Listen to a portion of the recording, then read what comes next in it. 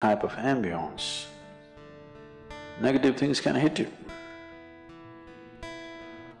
To always end up in the right place in your life is a certain talent, don't think it's luck.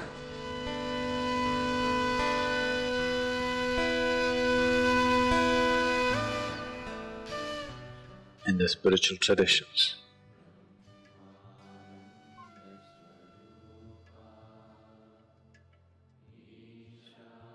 in any spiritual tradition, always Sangha, or association, or to be in the right kind of company has always been a very important part of one's growth. Because rarely are there human beings, just a small percentage, who, irrespective of where they are, they will still stay on course. All other human beings need support. If they are not in the right company, there's very little chance of them doing the right things. Unfortunately, that's a reality. It is not necessarily a misfortune, because what this means is they are open to influence. It is the responsibility of the social fabric to create the right atmosphere for every individual, to grow towards what is beautiful for the individual and for everybody else around him. But not always, or rarely, societies conduct this responsibility.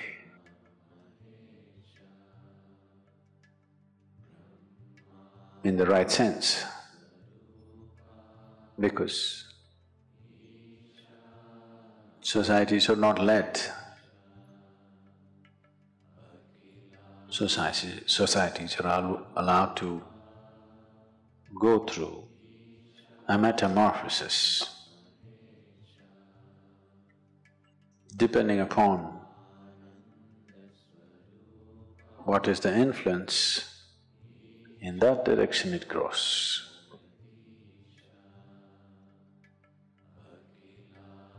I don't know, I still don't want to believe it.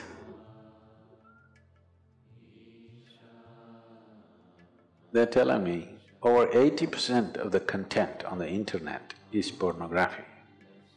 I still don't want to believe that it is possible. But people who are in the know are telling me, Sadhguru, that's how it is.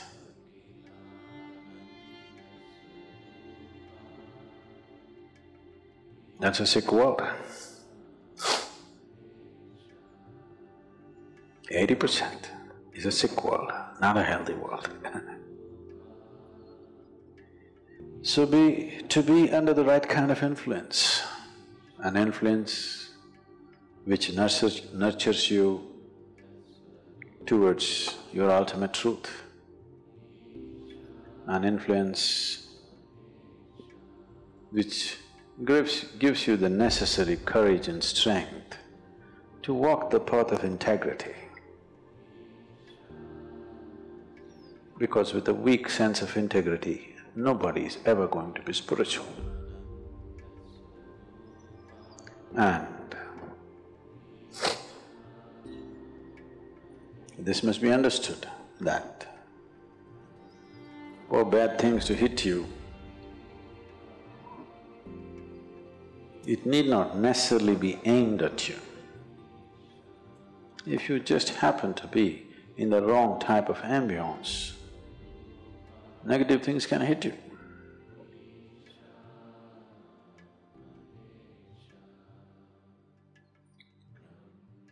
That reminds me, two terrorists were preparing envelope bombs, postal bombs. After having done quite a few, one asked the other, have you filled enough? Do you think we have filled enough RDX into the envelopes? The other said, why don't you open it and see? He said, oh, it will explode if I open it. I said, you fool, it's not even addressed to you. It need not be addressed to you. You open the wrong can, it'll blow up in your face. This is so in the world, this is so within you. There are lots of bins in your head. You open up the wrong bin, worms will crawl out. You open up another bin, fragrance will come out of it. Have you noticed yourself? Have you yourself noticed within you? If you open certain part of your mind, filth will come out. If you open another part of your mind, fragrance will come out. Have you not noticed? To be conscious enough, to be in the right company so that filth will not be tolerated, so that you open up the fragrance within you, not the filth, is an important part of one's growth. Because you don't have to go looking for a gutter for filth. There is enough in your head, isn't it? It is just that there is enough garbage in every place. There's enough garbage in the ashram also, so many people living. I'm sure there's enough filth. But we sit here with nice breeze and fragrance. We don't go sit there where there is filth. The same goes within you. Within the geography of your body, there is filth and fragrance. Which one do you open up for yourself and everybody around you? That's a big question.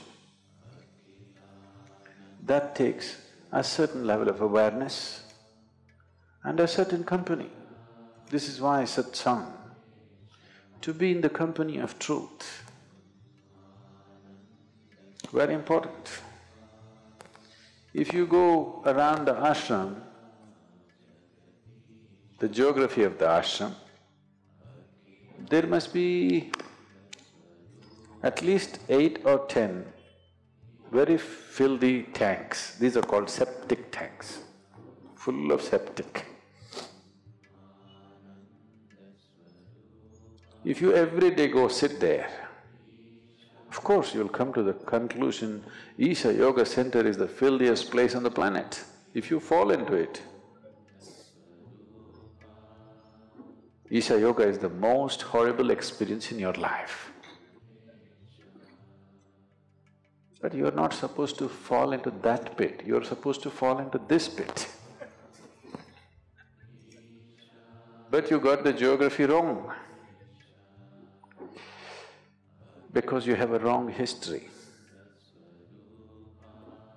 Your karma is your history, isn't it? Shankaran Pillai decided he is going to be a robber. Because none of his businesses were working, nobody was giving him a job, so he decided he will go and rob somebody. So he got himself a country-made gun. Late night he walked into a 7-Eleven shop, pointed the gun at the clerk who was there and said, "Give me the money or your geography." The clerk said, "Well, what you mean is history, isn't it?" "Shut up, don't try to change the subject."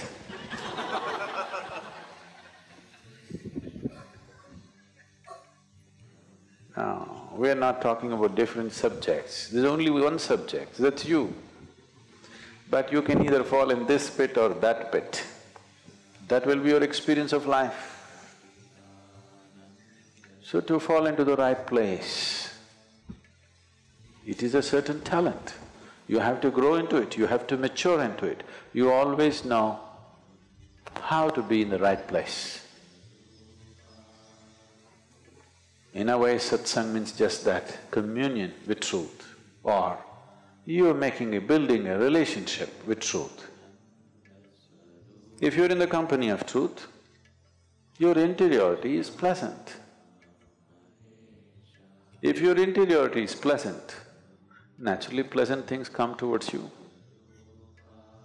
And you will also have a tendency to move towards pleasant things. If you make your interiority unpleasant, you will attract unpleasant things, and you will also move towards unpleasant things. In the ashram, when you get a depression, where do you go and sit?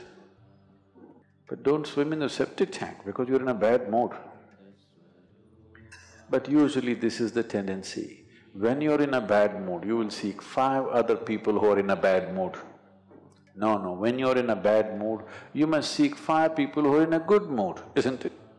No, but that's not the way. When you're in a black mood, you will seek 5 other people who are in the same mood, isn't it? That's just like going to the septic tank for a swim because you're depressed. Wrong way to handle life, that's all. I'm not saying you should not do it. Just not in your favor, that's all. It is just that you have become so self-sufficient, you don't need any enemies anymore in your life. That's a lot of self-sufficiency. So, spiritual process is another thing. To keep physiological cleanliness and psychological cleanliness is the first thing. Otherwise, spirituality will be a battle. It will not be, fragrance of a jasmine upon the spring breeze, no. It will be an uphill task, a battle, all the time a battle. A lot of people experience their life, particularly their spiritual life, as a battle because they do not maintain some fundamental discipline about the geography of their body and the geography of their psychological space. If these 2 things are not managed, everything will be a battle. Now, you happen to claim that you're spiritual, so that will also be a battle.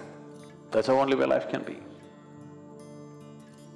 So, satsang means to make friends with truth. Truth is your friend, not falsehood. You start at whichever level of truth you know. You don't have to start at the ultimate truth, you cannot.